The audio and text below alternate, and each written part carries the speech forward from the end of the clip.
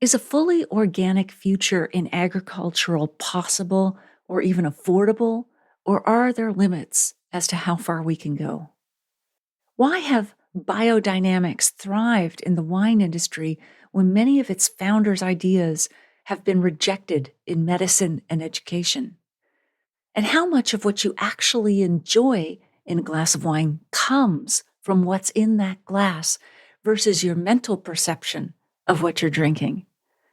In today's episode, you'll hear the stories and tips that answer those questions in part 2 of our chat with Alan Ramey, author of Pressing Matters, the debates, controversies, and mysteries that have shaped the world of wine. You don't need to have listened to part 1 from last week first, but if you missed it, go back and take a listen after you finish this one.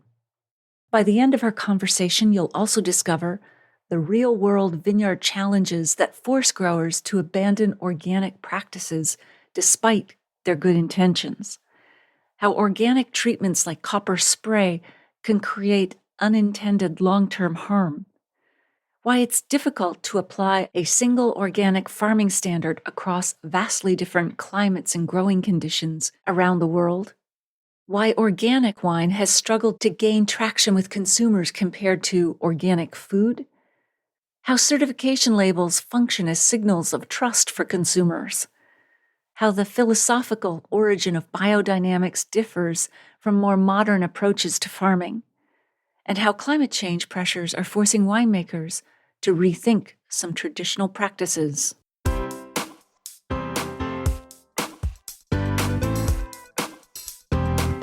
Do you have a thirst to learn about wine? Do you love stories about wonderfully obsessive people, hauntingly beautiful places, and amusingly awkward social situations?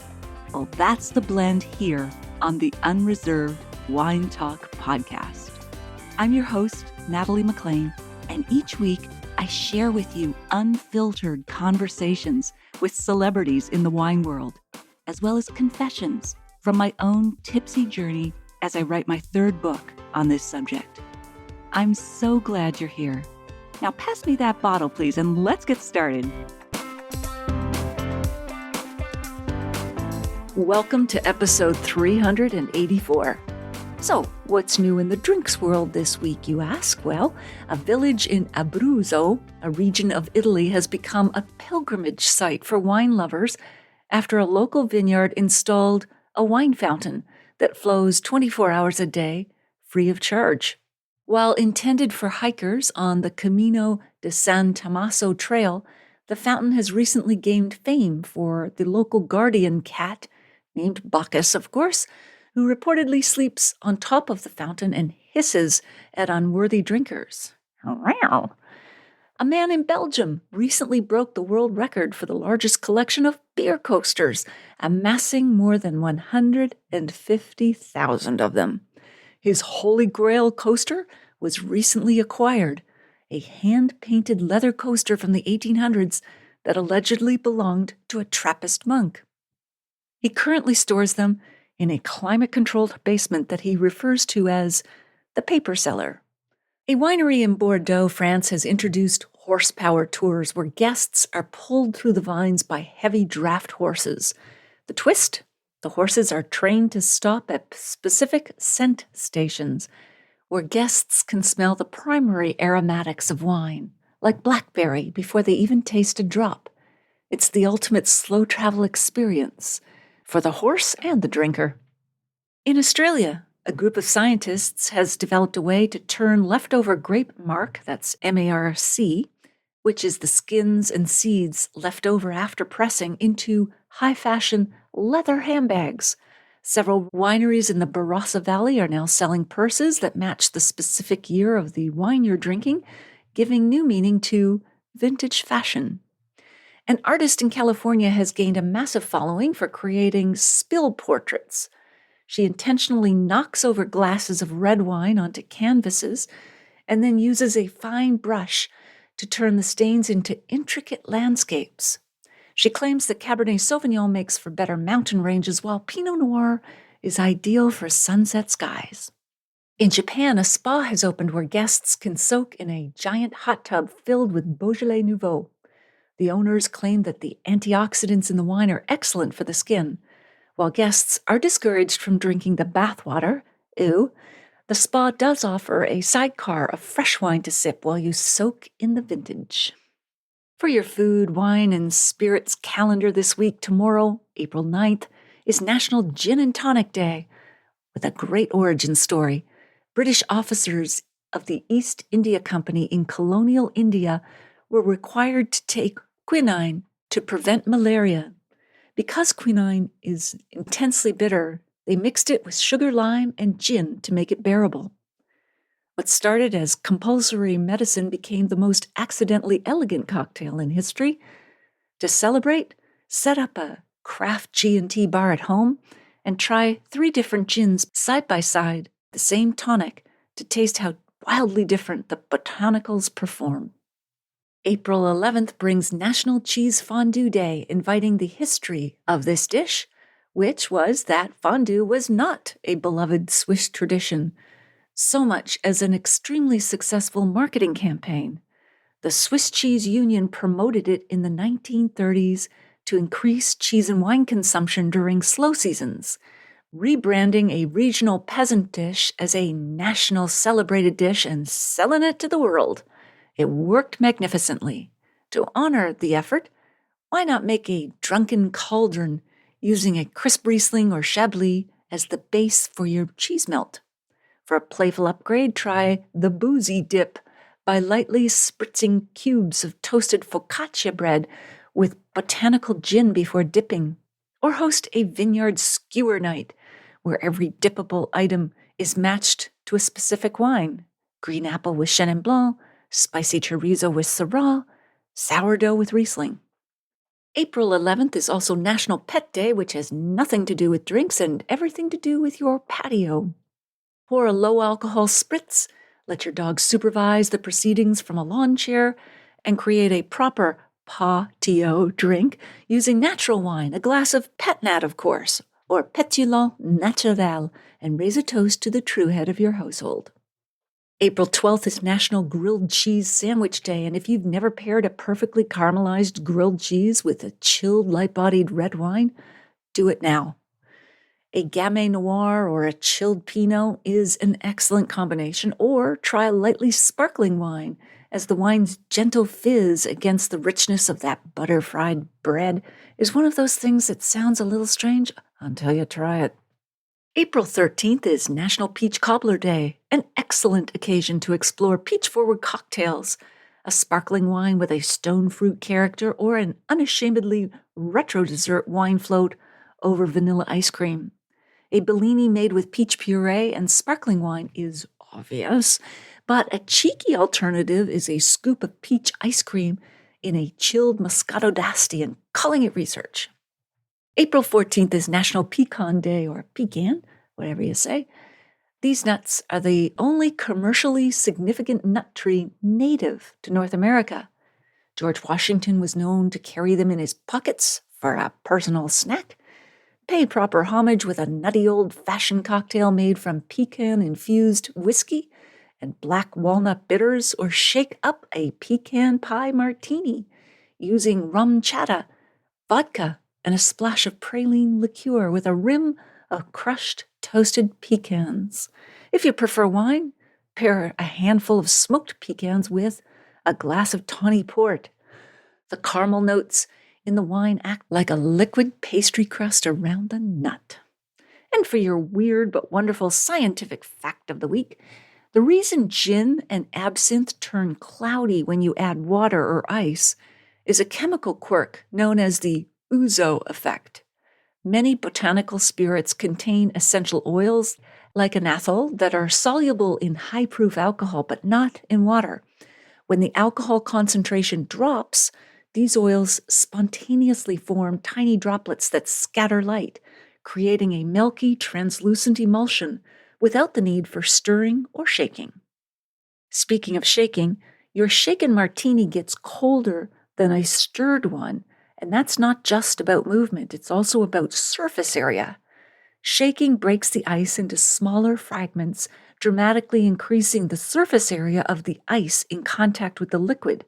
This leads to a rapid phase transition where the ice melts faster, absorbing more heat from the gin or vodka and chilling the drink well below 0 degrees Celsius or 32 degrees Fahrenheit in a matter of seconds. Boom. All right, back to today's episode. 2 of you are going to win a copy of Alan Ramey's new book, Pressing Matters: The Debates, Controversies and Mysteries That Have Shaped the World of Wine. All you have to do is email me at natalie@nataliemaclean.com and let me know that you'd like to win. I'll choose 2 people randomly from those who contact me.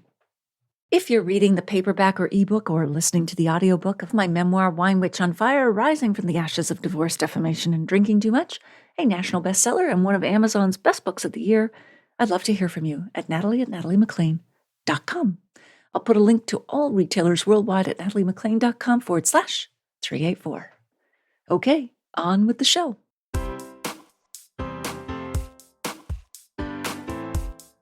One anonymous grape grower in your book says simply, "Effin' mealybugs are terrible," as their explanation for why they abandon organic practice. Can you describe a specific farming crisis where the idealism of organics ran directly into the reality of trying to save the crop? There's a few pests or weeds that are just so invasive that it becomes incredibly difficult to combat them with the organic arsenal. Sulfur and copper can solve a lot of things, but I think what some have realized is that that just means you spray and you spray and you spray and you spray and you spray. But at the end of the day, it's just not powerful enough to stop that. And so the critic would say, you're using so many more tractor passes, you're using a lot more product and shipping it out. So there's the cost there. There's all the time wasted too, and the practicalities of not getting it done. So just having something that's a little more powerful to style, in this case, mealybugs, which are quite frustrating. Or I think on the weed side, fluvelin is one that has been really troublesome here in California for many. I was chatting with a researcher from Cornell who talked about how copper is great, but if you keep building it up in the soil, that actually might be bad for earthworms. It's one of those things that I think most organic farmers would celebrate. I mean, I think that's the beauty of the organic side, is to say, let's focus on our soil quality, look at what we're having. And yet I think if you're put in this certain situation where you're just struggling, you might actually be harming the thing that you're trying to help. And so I think what this researcher was telling me is saying having a few different options in those extreme situations to be able to get the job done quickly and not have one compound that could build up in the soil, that might be a more intelligent response. So again, it's tricky because we want to have a simple, good understanding of how to have a healthy, respectful wine that doesn't hurt nature and doesn't get leached into the ground or other groundwater. And I think organics is the beauty of it, is it has that clarity.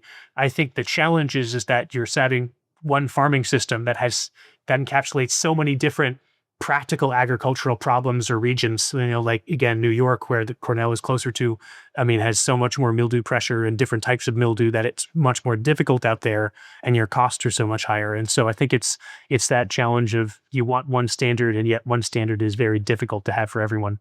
That's true. And now you cite Sri Lanka as an example where a government ban on synthetic fertilizers caused food prices to spike, protests, and a policy reversal.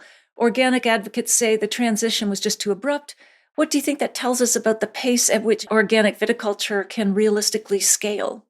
Well, I think, the first and most obvious one is that you can't do it overnight. I think that's the lesson right there. I think the question that I get into a little bit is that there are other governments, the EU, and in California, where I am, it has policy statements about goals for percentages of farming that will turn organic over the upcoming years. And the question is, how realistic a goal will that be?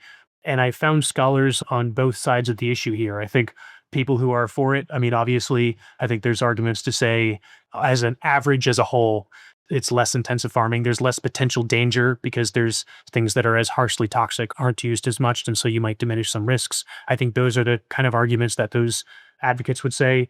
On the other side, there was a gentleman I interviewed who said, if the whole world went organic, there just isn't enough manure to be able to sustain that. And so the question is, if it's not a long-term solution, what are we doing here in trying to make that the goal? And so I think that, and again, there's responses to that argument. I don't want to make it end there. That's It's very complicated and hard to get at in one point, but I reference those as sort of the two top arguments, and then the conversation continues back and forth quite a while. Sure. Well, and then a 2017 Harvard Business School paper you note called Organic Wine, a Case Study in Failed Category Creation. It found that organic wine was more popular by volume in Sweden than in all of the United States combined. Why has the organic wine category struggled to connect with consumers the way organic food has certainly connected with them? I need to double check that because I know organic food is quite out there in a lot of grocery stores, but it's still a small minority of most of groceries, and at least in the US. I can't speak to outside. The one thing I'd say is I think organic wine has taken off a little more since that was written, but again, the numbers are still quite low. It's around 5% or much or lower than that. Yeah, why hasn't it connected? One of the classic issues is that some people make the claim that it is qualitatively better wine when you farm organically. And I think others would say that's not the case and that it's hard to tell the difference. I mean, and the fact that most blind tasting tournaments don't have a is it organic check mark is sort of the perhaps validation for the one side saying it's quite tricky to taste some element. I think a lot of people talk about, oh, there's an energy or vibrancy in this wine, and I think that's the farming. But I think a lot of that is sort of anecdotal and hard to technically define, which is why it's most of the blind tasting tournaments have steered clear of that. So I think for a lot of consumers, if they can't taste the difference, if they don't really know it, I think most drinkers just want to have something to drink. And so I think that's the challenge for anyone who cares about creating any standard that allows for more environmental stewardship, is that we just live in a world where there's only so many people that care, whatever farming system it is. And so, yeah, I think it's really tough. And I think the movement's struggling with that. As I said, right now, there's obviously a lot of people who joined organics over the last 20 years and it's grown.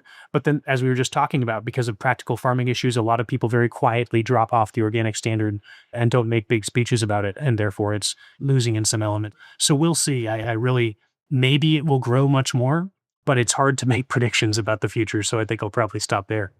Sure. Now, Ralph Steiner, kind of the godfather of biodynamics, claimed to have communed with otherworldly beings, seen deceased relatives appear and speak to him, and identified two Jesuses.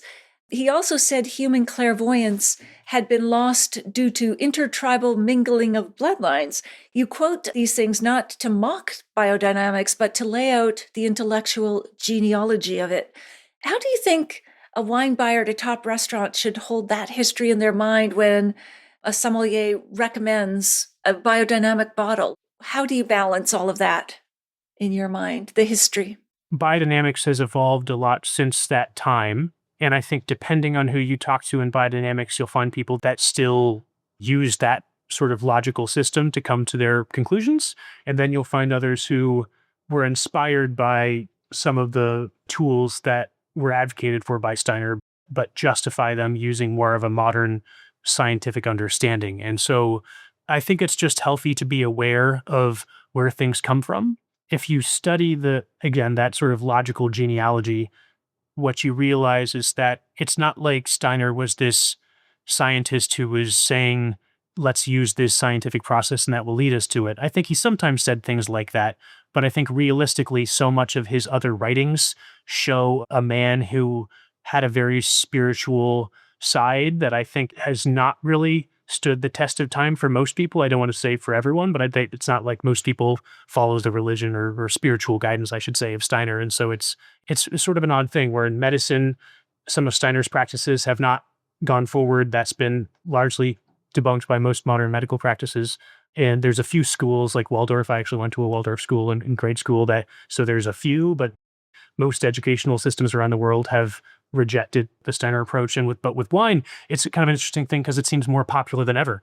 I think the question becomes, why is it that wine is the one area where biodynamics has really thrived? And I think there's a lot of different answers to that. I think certainly the advocates of biodynamics would say this is a differentiable farming system and it works. I want that voice to show through. I think there's one of the people I interviewed for my book had said, well, I think if you're trying to differentiate your product and say you're special, having a little bit of a spiritual differentiation helps you stand out a little bit. And so I think there's some people that have done it because they realize they need to be different in some way than just being organic. And I think that's when one of the scholars I was talking to was mentioning it, and she was certainly skeptical of the biodynamic side. It's tricky, but I think at the end of the day, it's just awareness, and I think awareness about history is always a good thing. Yes. The subtitle of your book should be "It's Tricky." Very true. Yeah, it's complicated. It's tricky. Yeah, no, that's right. Your marketing group would not approve. Now, Nicolas Joly at Coulis de Saron explains yarrow in a stag's bladder by way of the deer's emotional life, the kidney process, Venus forces, and cosmic reception. So he's a believer in using that. And Rodrigo Soto of Quintessa Winery explains the same preparation as inoculating compost to make soil nutrients more available. Both men are using the word biodynamics. Are they making the same product? In one sense, they're not making the same product because it's a different place and different grapes. In another sense, I think what you mean by that is, does the intentionality behind what you're doing in the farming make a difference? And I think that we can probably answer no. Just because you think something differently doesn't mean chemistry changes, right? So assuming there is something, or if there isn't, either way, I think it's a fairly safe claim to say that in theory, it should be having a similar effect. That would be the sort of pro side of biodynamics, saying it's whatever it is, it's bringing this energy to the wines, and that's the argument. I think the critics of it would say a lot of those preparations are not actually in a level that is strong enough to have any actual effect on farming. And so they would say that everyone is kidding themselves, and that really a lot of the actual effects might be coming from something like a cover crop that has been a little more studied and does seem to have some sort of effect. And so I think that would be the critique, I would say. Yeah. And I've heard the argument that whether it's organics or biodynamics, even if you don't believe in the chemical effect or non-chemical effect, the winemaker's paying closer attention to the vine. So that's a good thing. That may be it. That's the practical argument for those people who do not accept the idea that these applications are having an actual effect. I think a lot of people say, but I seem to keep liking a lot of biodynamic wines. I think the argument is it forces you to pay attention. I know Rodrigo, who's an absolute gentleman and a scholar, I think is very much likes the idea of making himself more connected. And I think if that is the thing that makes him more connected to his vineyard and makes him excited to walk it and observe more, I think there is a logical progression that I think would show that. The question also then becomes, are there other things in different farming systems that excite other people to walk their vineyard more regularly and check in? And I think the answer is probably yes. I think not everyone who doesn't have biodynamics is just sort of sitting in an office looking down and never walking their vineyard. So I think that's why a lot of the studies that have tried to measure the difference in biodynamic wines and taste test a blind have been inconclusive. Some of the trials that are private sector, where it's wineries saying, I've done this experiment, they can justify it. But again, usually the academics who've done it have struggled to replicate real world taste differences when they've done field trials. But again, there's not a lot of trials out there. So in theory, there could be more research, but the few academic trials that have been done by independent sources seem to show that if there's anything, there might be a tiny difference, but it's possible that that's just scientific noise, is what some of the academics I talked to told me. And so I think that should be taken into consideration when you're making a decision on that front. Sure. So on climate and wine, you alluded to this, Jean-Claude Barrou? Jean-Claude Barrouet. There you go. Who made Chateau Petrus for decades, says he first noticed the effects of climate change in 1990 when alcohol levels started climbing, acidity was dropping, tannins were softening. You open the climate chapter with him standing at the gates of his winery looking at an 11th century church tower. What specific change has he made to his winemaking in response, and why would that matter? No, it's a good question. And yeah, Jean-Claude was important for me to make that pilgrimage because my dad trained under Jean-Claude Barrouet actually in 1989.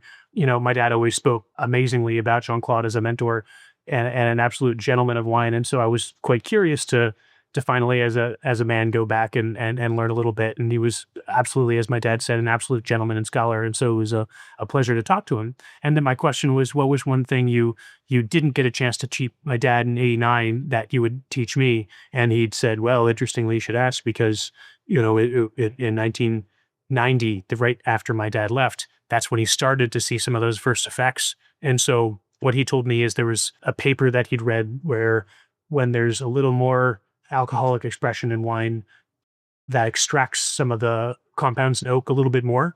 And so he realized he needed to be a little more restrained with his oak practices because of that academic research. And so he dialed back the new oak. And actually, when I was touring the winery there, he brought in some concrete. He kept on saying fresh ale, fresh ale, fresh ale, this freshness. And so I think there is very much an interest in moderating in that way. And because concrete is inert, right? It doesn't impart anything to the wine, or except In theory, it should not. Yeah, I think there's questions about oxidation in it. So if you have an environment that allows less oxygen in, that changes some of the chemistry, and you could potentially end up with a little reduction in some circumstances. We have some concrete, and so that's when we'll have the same wine in different vessels, and as I taste through, in some instances, I'll notice that. I think it can be managed. It depends on how much oxygen gets in, and I think that's something you can change in the winery. So I don't want to make it sound like it's predestination, but I think that's on. Yeah, it's mostly a question of oxygen, but you're absolutely right. It's not like there's vanillins in the concrete that you're extracting and changing. And I think that's part of the appeal of them. Yeah. Okay, cool. Keys Van Louis. All the names Lewin. you've chosen here. Did you do this You're fine. deliberately? Anyway, okay. That person. 2024 literature review projects that traditional European wine growing regions could shrink anywhere between 20 and 70% by the end of this century. He says you can change some practices in trying to push back a little bit, but you will never go back all the way. And he's referring to climate change.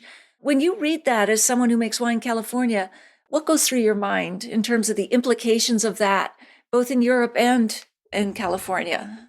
The question is, he cites that data of that percentage of regions that are shifting. And the question is, well, which ones are staying? And so I think the first thing to answer your question on the mind of any vintner, wherever they are in the world, is gosh, what does my region look like, and how much is this going to get hit by climate?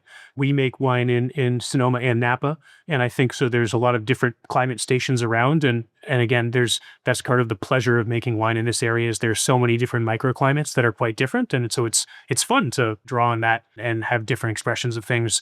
But it also means it's a little complicated because in some cases it might warm up faster, some slower. I talked to a researcher who talked about how in France, there's some places that have stayed much cooler, like Brittany, and some areas like Languedoc that have warmed up a little bit more so. So I think the question over here for us in this case would be, how are we going to change? And I think it's tricky because what California has is this big central valley that gets, if you've ever driven through it to get to Yosemite or anywhere like that, it is just a flat, like a lot of lettuce fields, tomato fields, and it's hot.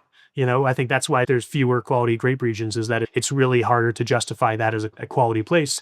But interestingly, what happens is that as that heat rises, that acts as a vacuum that sucks in cool air from the ocean. So in theory, if you think about it, the hotter that gets, you might be drawing in more breezes to come through.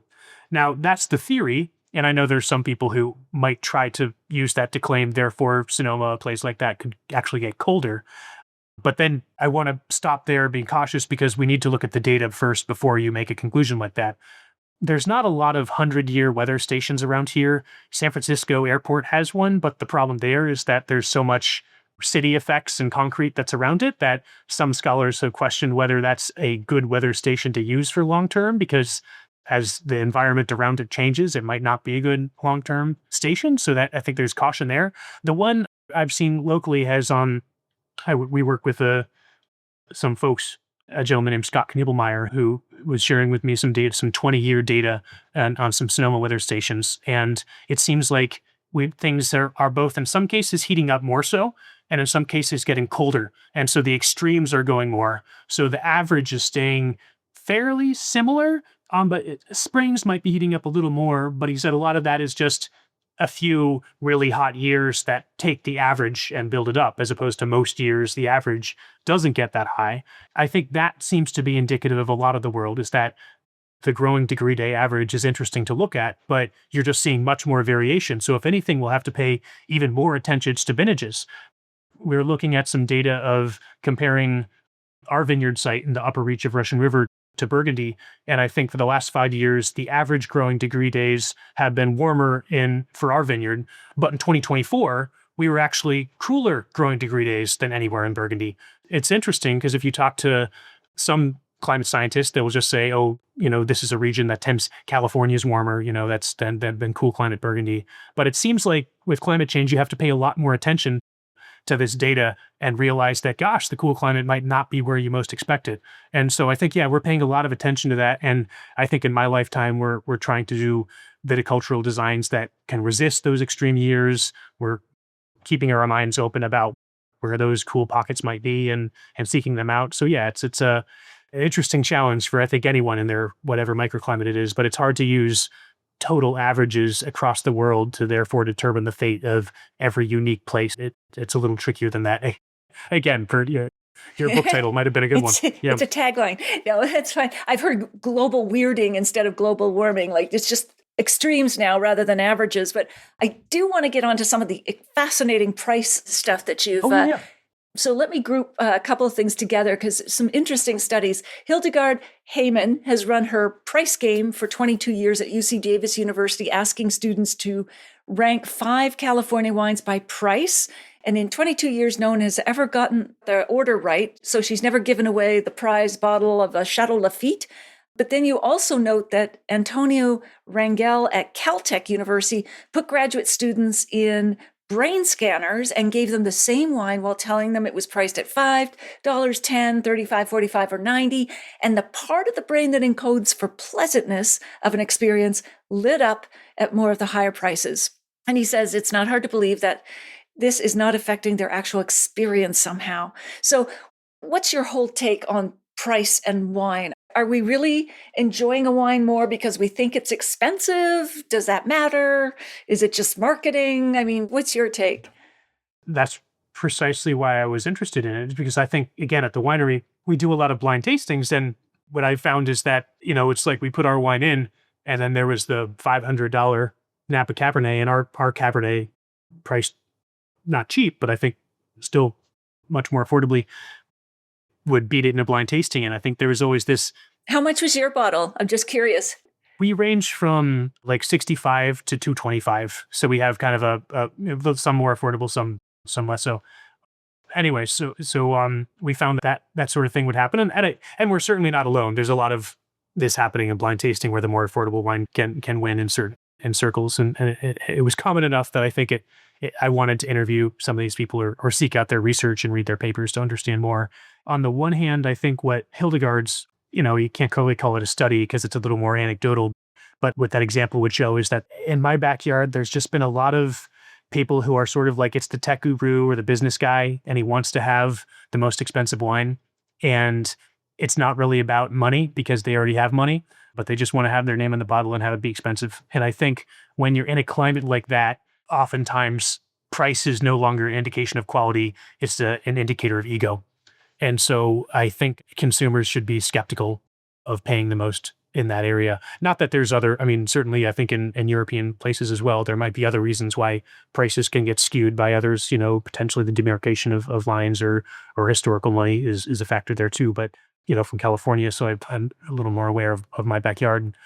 Growing up in that climate, I think there was a lot of skepticism towards that. And I think what you could potentially do, it could make Hildegard's tests a little more interesting, is to say, let's not necessarily pick the wines that are just right now that price point, but have a history of being that price point for 30 years. And they're selling a certain quantity of mind, meaning that the market has accepted this value for a long time period. So it's easy for someone to charge $1,000 and then it doesn't sell. And then they, get rid of the excess but people who don't know just think it's expensive. But to have that track record of actually moving a wine for that long builds in a little more credibility into the idea that there might be more something behind that. So I think that could be an interesting area for future research on price to value valuation. So anyways, I think that's the one side. But then I think, bringing up Antonio Rangel's study is fascinating, and that's been cited a lot for obvious reasons, that it brings up this question of, why am I happy? Is it the thing in my glass or is it in my head? And I think the answer is, we'd like to think it's in our taste. The reality is, it's our head. I think the question is, how much should you choose to take the pill that brings you to that imaginary world and enjoy that? Or how much should you push it away and taste wine purely in a technical sense? And I think depending on how each individual wants to live life, they might choose different things.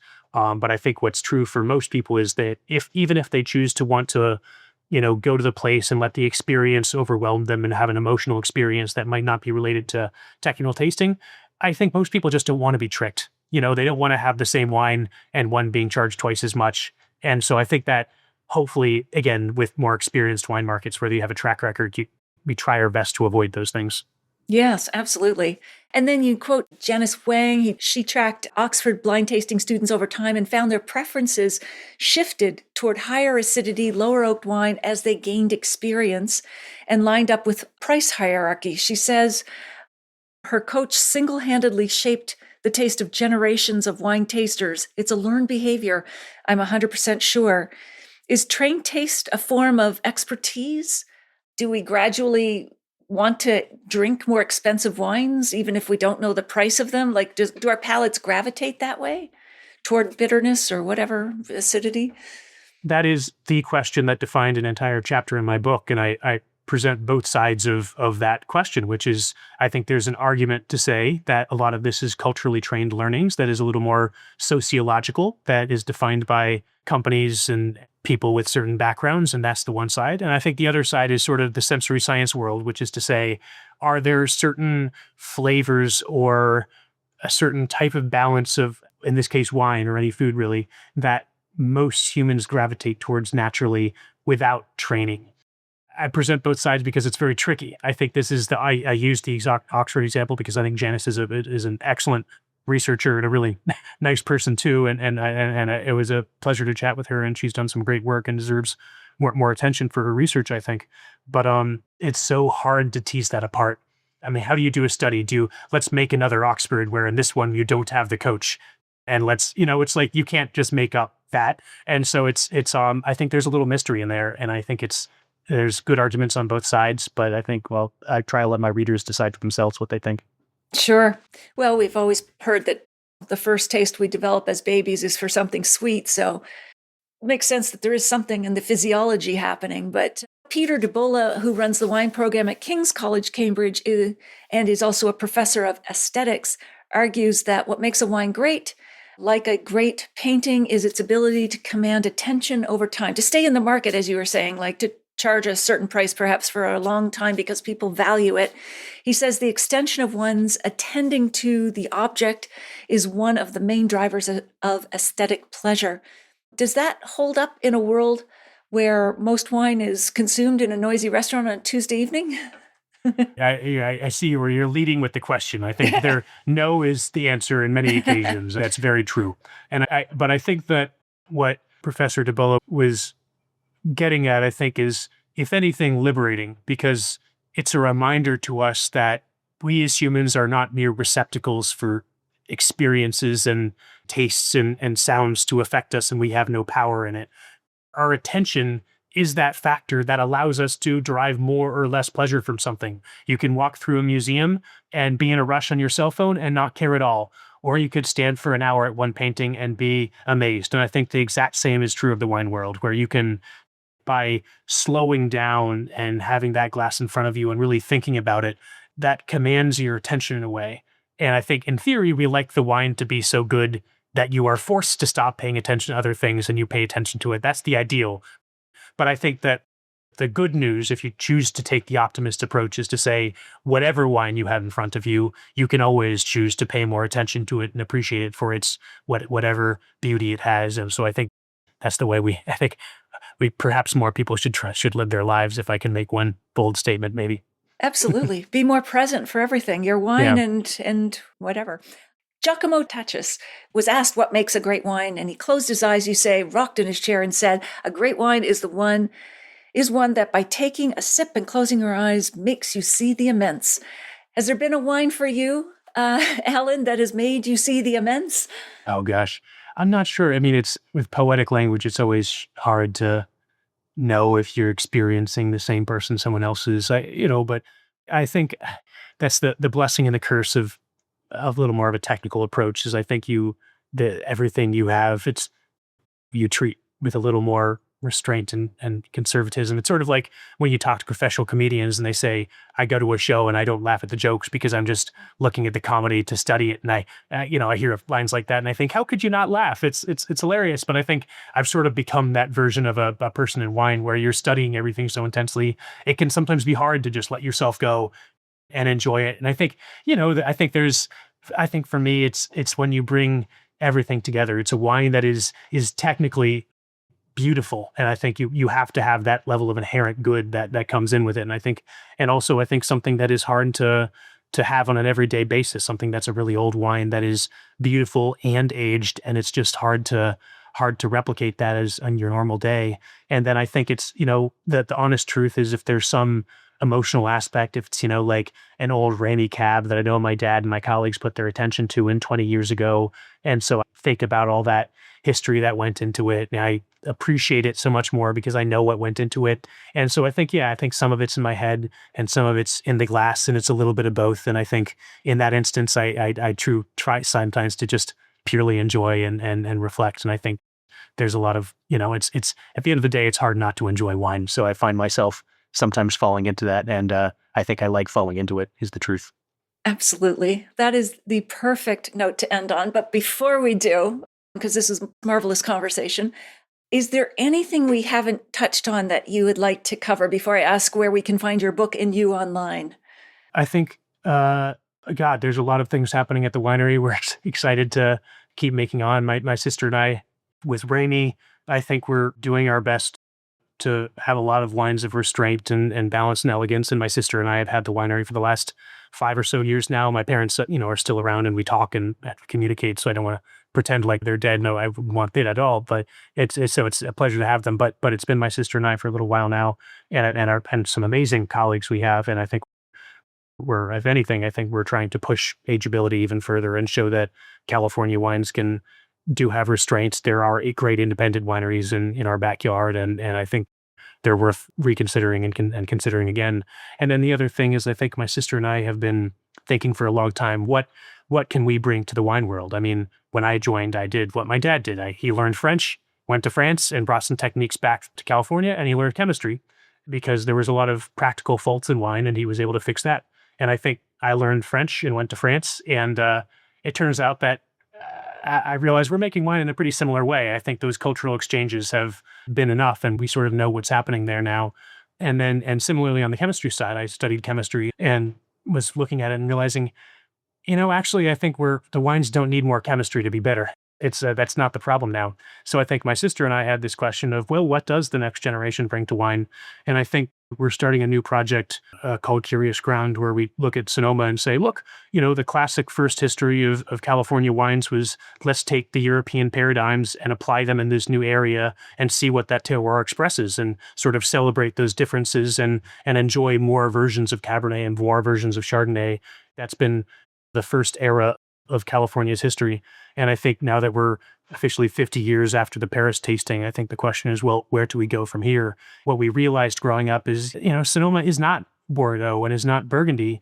And perhaps we should be making a blend that we can make, that when I bring it back to Europe is something that they can't necessarily make there. And so looking at Sonoma growing up here, I realized one of the things that makes us quite different is the climatic diversity. If you're having a hot day here, you drive out to the ocean and you're cold and you have to put your jacket on.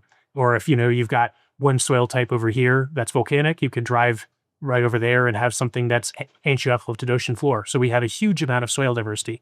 And so my sister and I are making a blend that is kind of takes the full advantage of that different climate, that blends things together, that comes from all these different areas. That is something that is I think more responsive to our backyard, and that when we bring it over will be something quite different. So we're excited to bring that out. So we're both celebrating the classics and carrying on that legacy of old school winemaking with Ramey. And then we're also trying our best to see what we can create that's different and unique in our backyard right now. So we're doing that's the latest and greatest from out here in California. That's exciting. And can people visit the winery? Are you open? You have a tasting room? Yes, just please call ahead because sometimes it's tricky and we book up. So just as long as you check in well in advance and make a booking, it should be okay. Okay, we'll put a link in the show notes to the winery website and contact and that sort of thing. And now with your new book, where can people find that online? So if you go to my publisher's website, Academy de Vin, you'll be able to track it down right there. So if you just Google Pressing Matters Academy de Vin, it should pop right up. Okay, and I'm sure it's on places like Amazon and Barnes and Noble, like chapters Yeah, in Canada, easy to get online. I believe it is. Yes. Yeah. Okay, that's great. Alan, this has been a pleasure. Thank you so much. We covered a lot of ground. I know it was complicated, but you really helped elucidate a lot of these very complex issues. So I think you've given us a lot to think about. So thank you for that. And thank you for the interview and everything you're doing for wine. I think it's fantastic, and I hope you continue. Oh, absolutely. Next time we'll have to do this in person. I'd very much enjoy that. Thank you. Okay, great.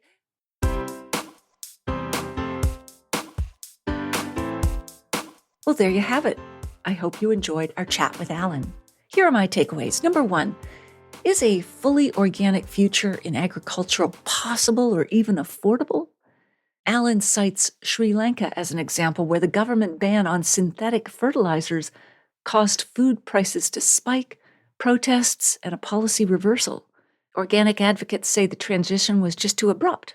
As Alan says, he thinks the first and most obvious thing is that, of course, you can't do it overnight.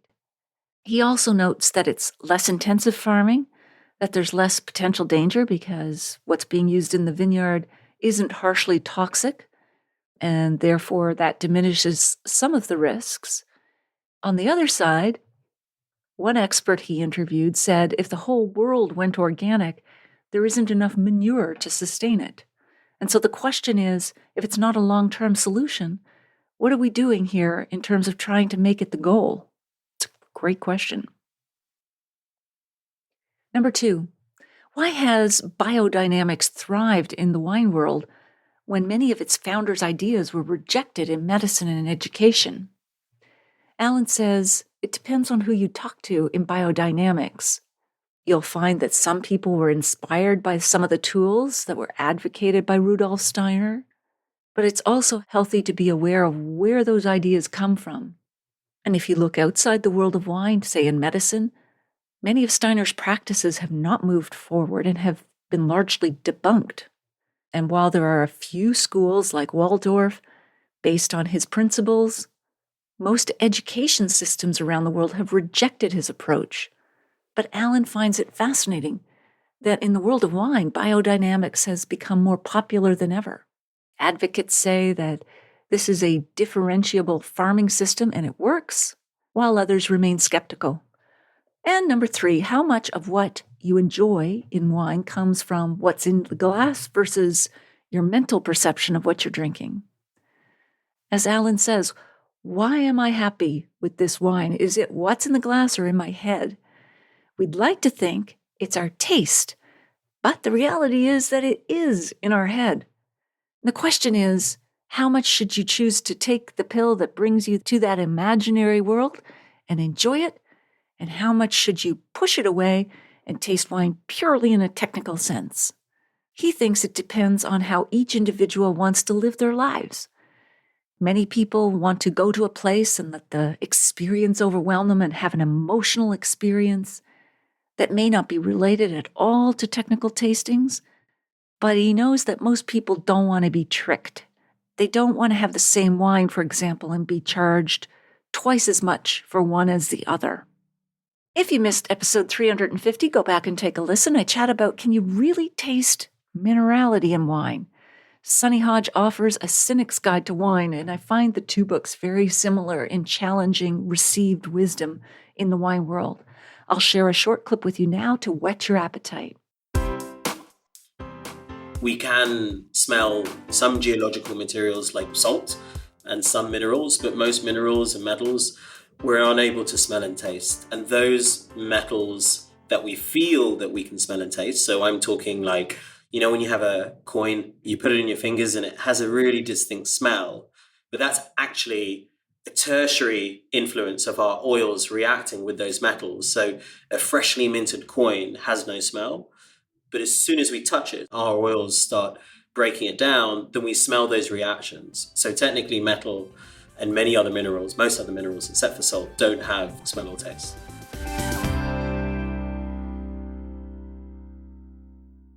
You won't want to miss next week when we chat with Nina and Ramon Bassett on Tasting Victory, the life and wines of the world's favorite sommelier, Gerard Bassett. You won't believe the incredible things he did to win the title of the world's best sommelier. And also to give you a taste of future guests, we'll have Michael Finnerty on pairing wine and cheese, Dr. Charles Knowles, who's just published a best-selling memoir on why we drink too much, Marisol de la Fuente on the wines of Argentina, James Chatto on his new book, Acquired Tastes, Liz Gabay on rosé, and Christiane Westre on sake. Do you have a question for any of our guests? Please let me know. Do you know someone who'd be interested in learning more about wine myths and misconceptions? Please let them know about this podcast. Email or text them now while you're thinking about it. It's easy to find the Unreserved Wine Talk podcast. Just tell them to search for that title or my name, Natalie McLean Wine, on Apple Podcasts, Spotify, their favorite podcast app, or they can listen to the show on my site at nataliemclean.com/podcast. Email me if you have a sip, tip, question, or if you'd like to win one of 7 drinks books that I have to give away, including Alan's. I'd also love to hear your thoughts on this episode, or if you've read my book or are listening to it. Email me at natalie@nataliemclean.com. In the show notes, you'll also find a link to take a free online food and wine pairing class with me called the 5 Wine and Food Pairing Mistakes That Can Ruin Your Dinner and How to Fix Them Forever at nataliemclean.com/class. And that's all in the show notes at nataliemclean.com/384. Thank you for taking the time to join me here. I hope something great is in your glass this week. Perhaps a glass of spring fresh organic wine.